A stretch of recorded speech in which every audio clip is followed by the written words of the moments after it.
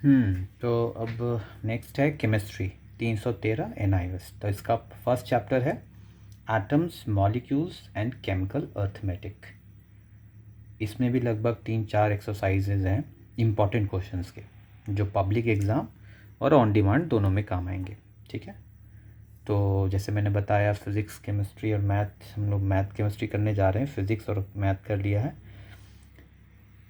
जो भी क्वेश्चन का सॉल्यूशन हम बना रहे हैं, जो भी क्वेश्चन है, ये सबको आपको नोट्स में लिख लेने हैं। इसमें थ्योरी क्वेश्चन भी हैं और न्यूमेरिकल क्वेश्चन भी हैं, फिज़िक्स में भी, केमिस्ट्री में भी, मतलब सारे साइंस के सब्जेक्ट्स में और सारे आर्ट्स के सब्जेक्ट्स में भी, है ना। तो आर्ट्स में तो न्यूमेरिकल मिलेंगे नहीं, सब थ्योरिकल मिलेंगे, है ना। तो ये मैंने बनाया ही इस तरीके से है कि दोनों तरह की तैयारी आपकी कंप्लीट हो जाए। चलिए सवाल पढ़ते हैं, सॉल्व करते हैं। Chemistry plays a vital role in many areas of science and technology. What are those areas? देखिए बहुत सिंपल सी बात है, केमिस्ट्री विज्ञान में और तकनीक में दोनों में यूज़ हो रहा है। तो अब केमिस्ट्री आप देख लो तो एनर्जी के फॉर्म में यूज़ हो सकता है, फूड में हो रहा है, एग्रीकल्चर के फॉर्म में यूज़ होता है, जैसे हम लोग जो एनर्जी ड्रिंक्स वगैरह पीते हैं। तो चलिए इसको हम लोग, ये हमारा थ्योरेटिकल क्वेश्चन है तो जवाब भी थ्योरेटिकल टाइप देंगे। तो सबसे पहला यूज़ करते हैं हम लोग एनर्जी के लिए, ठीक है। दूसरा यूज़ करेंगे हम लोग फूड में। तीसरा क्या, एग्रीकल्चर ठीक रहेगा, एग्रीकल्चर में, ठीक है। जो इम्पॉर्टेंट है उसी को हम लोग पॉइंट आउट कर रहे हैं, ठीक है। इसके बाद मेडिसिन, ऑब्वियसली बात है मेडिसिन में भी यूज़ होता है, मेडिसिन्स। पांचवा में हम लोग रख लेते हैं हेल्थ केयर में, है ना। इसके बाद 6 में देखेंगे तो स्पेस में भी यूज़ होती है, ठीक है, एंड सो ऑन।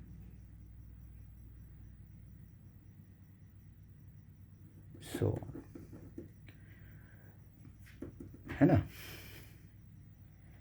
इतने तो गिने हुए हैं, इतने में यूज़ होती है ना। ऐसे तो बहुत सारे हैं, जैसे जियो केमिस्ट्री है, बायो केमिस्ट्री है, मच मोर है, पर इतना पे हम लोग रुक सकते हैं, ठीक है। चलिए अब अगला क्वेश्चन ये है कि who propose the particulate nature of matter. ठीक है, नेचर का पार्टिकल नेचर, मैटर का पार्टिकल नेचर किसने प्रपोज किया था। तो इसका आंसर हो जाएगा, दो ही महान व्यक्ति थे और दोनों ग्रीक थे। एक हो जाएंगे लूसिफस and Democritus.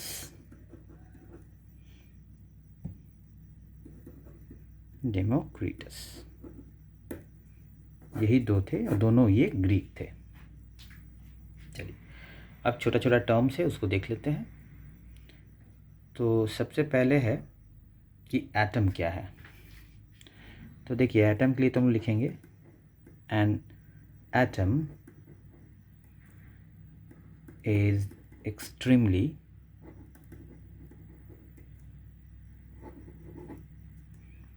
small particle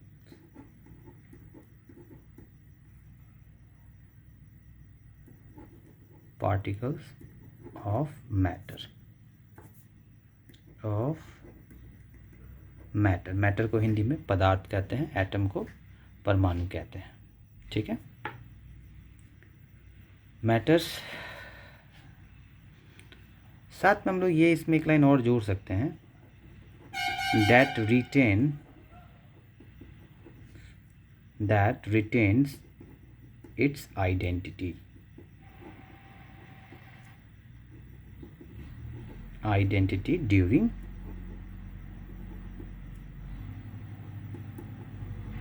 during chemical reactions।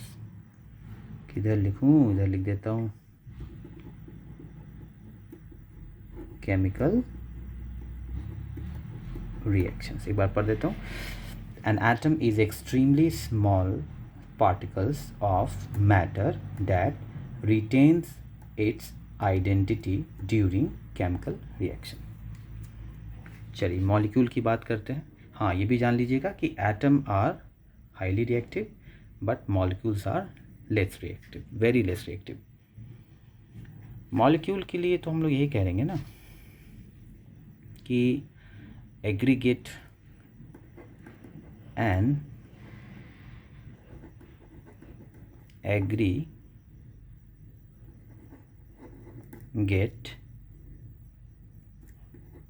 of at least 2 atoms। Minimum 2 atom मिलेंगे तो मॉलिक्यूल का फॉर्मेशन होगा with a definite arrangement.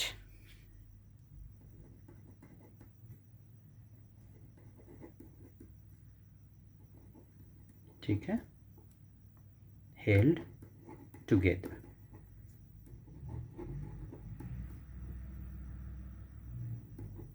Together its chemical forces. हाँ, क्योंकि उसमें कुछ केमिकल फोर्सेस भी होती है, केमिकल रिएक्शंस भी होते हैं,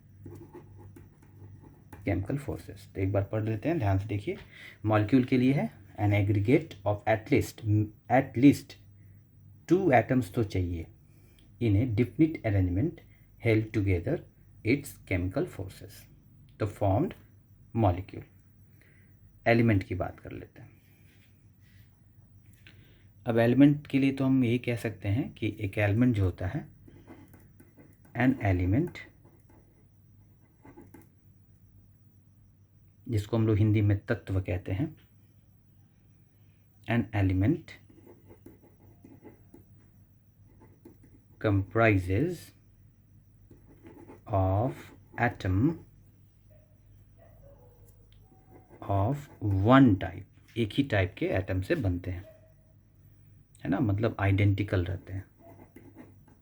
one type only while a देखो इसमें एक चीज़ है कि जब हम एलिमेंट का लिखे कि an element comprise of atom of one type, सिर्फ एक ही टाइप से होते हैं, ठीक है। अगर एक से अधिक टाइप होंगे तो वो यहीं तक रन दो इसको, ओनली वन टाइप, ठीक है। कंपाउंड में करेंगे हम लोग तो यहाँ पे क्या आएगा, एक से अधिक, ऑब्वियसली बात है, कंपाउंड है ना। तो यहाँ पे हम लोग कह सकते हैं कि अ कंपाउंड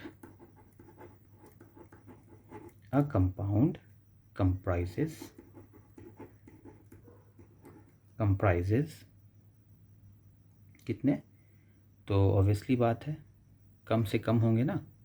comprises इसमें ऑफ एटम था, इसमें ऑफ 2 और मोर देन 2 और मोर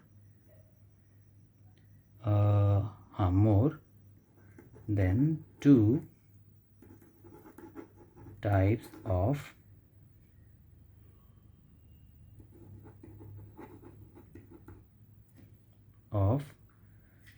इसमें कंबाइंड कर लो, ऐसे लिख लो। अ कंपाउंड कंप्राइजेज ऑफ 2 और more than 2 types of combination या of combined 2 types, more than 2 types combined, ठीक है, कंबाइन कर लेता है in a simple but fixed ratio, ठीक है ना।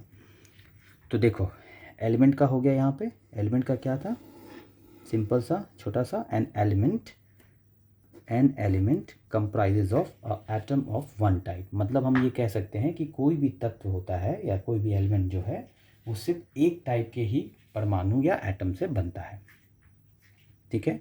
जबकि कंपाउंड में ऐसा नहीं है। कंपाउंड में दो मिनिमम तो चाहिए ही, या दो से अधिक या दो अलग टाइप के भी जब कंबाइंड करते हैं तो सिंपली वो बट फिक्स्ड रेशियो से वो कंपाउंड को फॉर्म करते हैं, है ना। अब कंबाइंड या सिंपल तरीके से भी अगर हो रहे हैं या कोई फिक्स रेशियो से हो रहे हैं, दो से अधिक होंगे, है ना, तो वो कंपाउंड का फॉर्मेशन करेंगे, ठीक है। इसको हिंदी में यौगिक बोलते हैं। अब एक है सब्सटेंस, इसको हम एक लाइन में डिफाइन करेंगे। A pure matter is called substance, ठीक है। प्योर मैटर होना चाहिए, यानी कि इसमें भी सिंगल एटम, या आप ऐसे कह देते हो आइडेंटिटी मैटर होना चाहिए, तो वो एक सब्सटेंस होगा। क्लियर हुआ? हर एक एलिमेंट एक सब्सटेंस है, ठीक है। तो ये थे हमारे थ्योरी के पेपर्स। हैंडराइटिंग थोड़ी अच्छी नहीं है, उस पर ध्यान मत देना, कंटेंट पे ध्यान दो, क्योंकि वो इम्पॉर्टेंट है। ये जो क्वेश्चन मैंने कराया है ना, ये छोटा छोटा मैंने लिखा है, क्योंकि ये तुम्हारे जो आएंगे ना, जैसे ये 6 नंबर में आ जाएंगे या 5 नंबर में आ जाएंगे या 4 नंबर में आ जाएंगे, है ना, तो इतना ही छोटा छोटा में लिखना है, ठीक है। चलो आगे बढ़ते हैं। मैंने सब लिखा दिया है। सब्सटेंस क्या है? एक प्योर मैटर है, उसको हम लोग सब्सटेंस कहते हैं। अब देखते हैं हम लोग इधर क्या है। हाँ, अब यहाँ से हमारा स्टार्ट हुआ न्यूमेरिकल क्वेश्चंस। अभी तक तो हम लोग थ्योरी कर रहे थे, चलो न्यूमेरिकल करते हैं। तो न्यूमेरिकल में कुछ खास नहीं है इसमें। पहला तो हम लोग को मॉलिक्यूलर फार्मूला देखना है कि क्या है।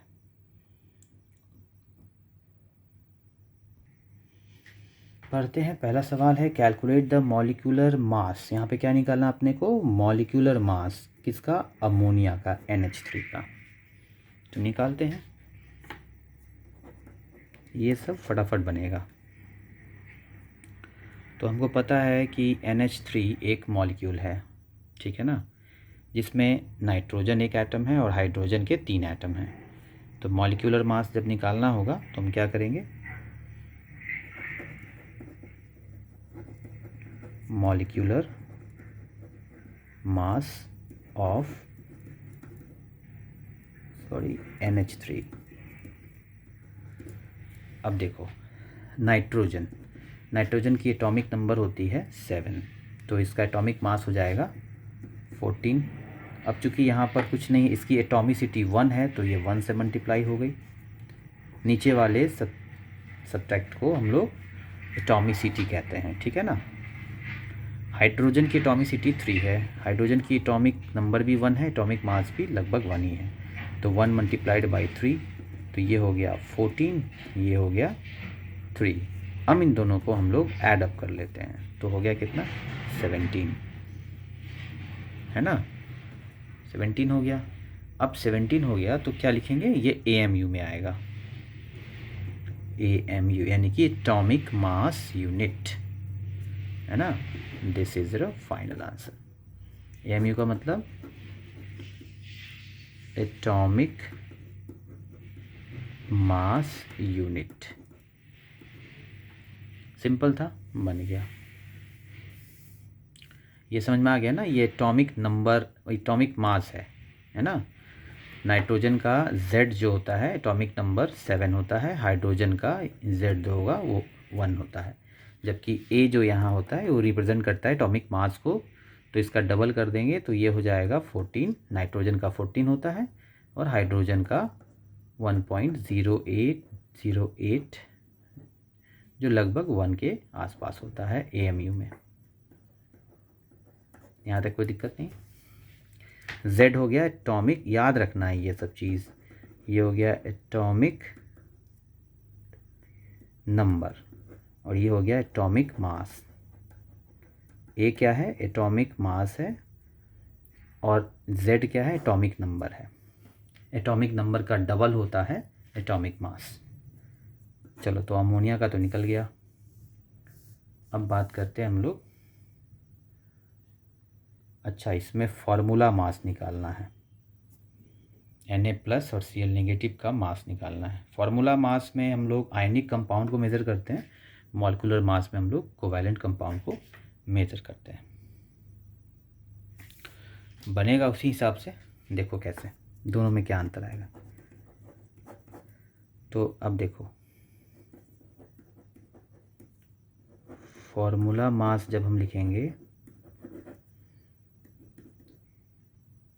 NaCl का, तो अब यहाँ पे हमको लिखना है आयन ऑफ Na+। तो Na+ का हमको निकालना है प्लस Cl नेगेटिव का, क्योंकि फार्मूला मास हमेशा आयन्स को कैलकुलेट करता है। तो इसमें अब चूँकि ऐसे एटॉमिक नंबर 11 होता है पर एक प्लस है, इसका मतलब है कि इसकी एटॉमिक नंबर कुछ अलग होगी, है ना। प्लस का मतलब कि एक इलेक्ट्रॉन का चला जाना। तो ये हो गया हमारा एटॉमिक मास, हमको मतलब है, तो ये हो जाएगा 23 AMU। इसका डबल करेंगे, Cl का 17 यानी कि लगभग 35, है ना, AMU।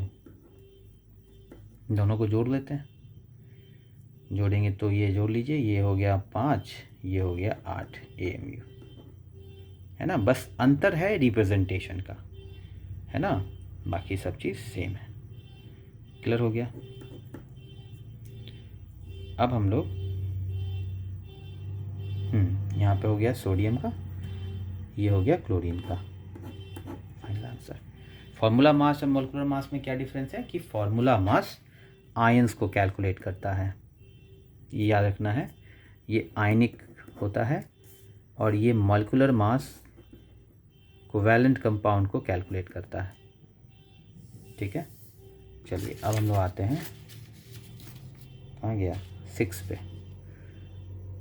6 क्वेश्चन आसान है। ये कह रहा है find out the mass of carbon 12 that would contain 1.0 into 10⁻⁻19 carbon 12 atom. Carbon के 3 आइसोटॉप्स होते हैं, उसमें से ये 12 का पूछ रहा है। बन जाएगा, कुछ ज़्यादा तो है नहीं, है ना, कुछ ज़्यादा टफ तो लग नहीं रहा है। चलिए बनाते हैं। अब चूँकि हम लोग को पता है एक चीज़, क्या,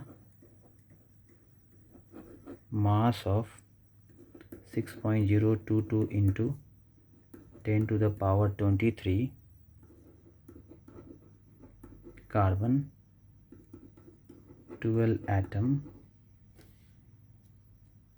कितना है, 12 ग्राम है। उसके बाद mass of 1.0 into 10⁻19 carbon 12 atoms हो जाएगा हमारा कितना, एक का निकालना है ना। ये जो नंबर है इसको एवोगाड्रो नंबर बोलते हैं, जो कि 1 मोल के बराबर होता है। तो 12 होता है, तो 1 का निकालेंगे तो ये हो जाएगा हमारा 12 मल्टीप्लाइड बाई 1 इंटू 1.0 मीन्स 1 ही होगा ना, 10⁻⁻19 डिवाइडेड बाई किसके कर देंगे, तो एवोगाड्रो से, यानी कि Na से कर देंगे। ये Na अलग है, ये Na अलग है, ये नंबर ऑफ एवोगाड्रो है और ये सोडियम। तो यहाँ स्मॉल a है और यहाँ पे कैपिटल A। चलिए कैलकुलेट करते हैं ज़रा सा। 1 इंटू 10⁻19 डिवाइडेड बाई 6.022 इंटू 10⁻23 मास पूछा है तो ग्राम में ही आएगा।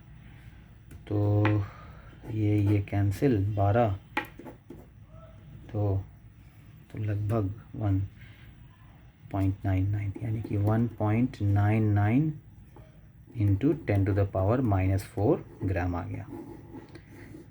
हम लोग फास्ट कैलकुलेट कर रहे हैं, आप लोग भी कर लीजिएगा, थोड़ा मेहनत कीजिए। 1.99 है ना।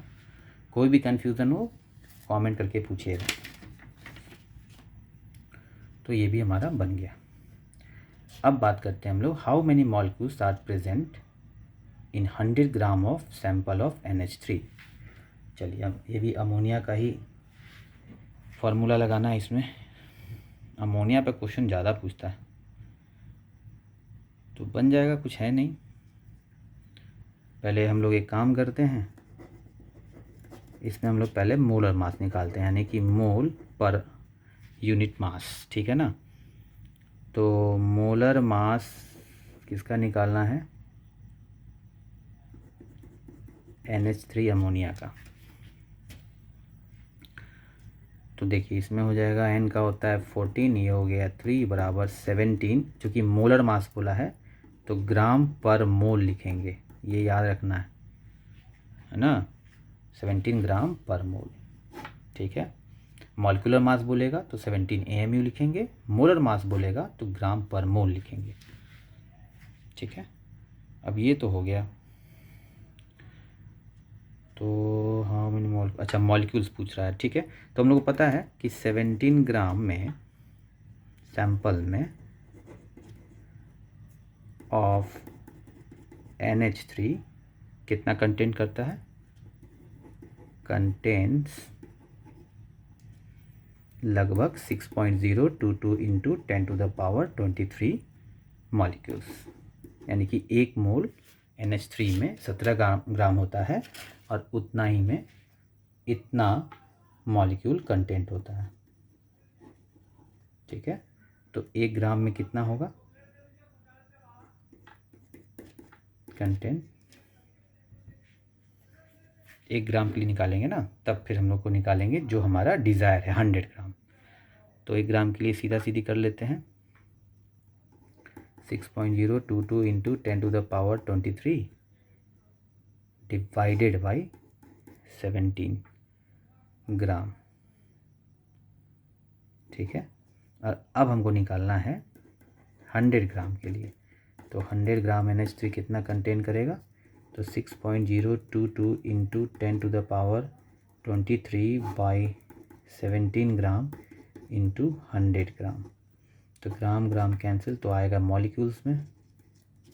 अब कितना आएगा तो कैलकुलेट कर लेते हैं हम लोग, 1700 इधर 2 जीरो और चला गया, तो लगभग 14, तो आ जाएगा कितना 2, और इधर में 6 है तो 2, 3 2 0.2, यानी कि 2 को मल्टीप्लाई करेंगे 3 से तो 2.66, तो लगभग आ गया 2.66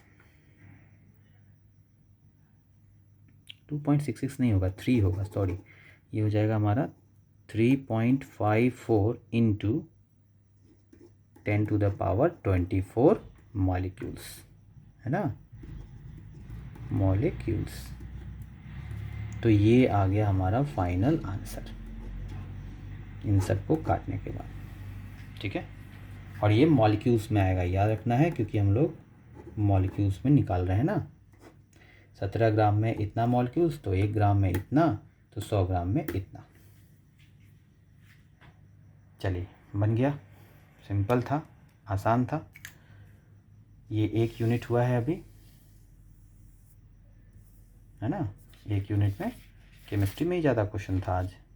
हाँ तो इसमें थ्योरी भी है, प्रैक्टिकल भी, न्यूमेरिकल भी है।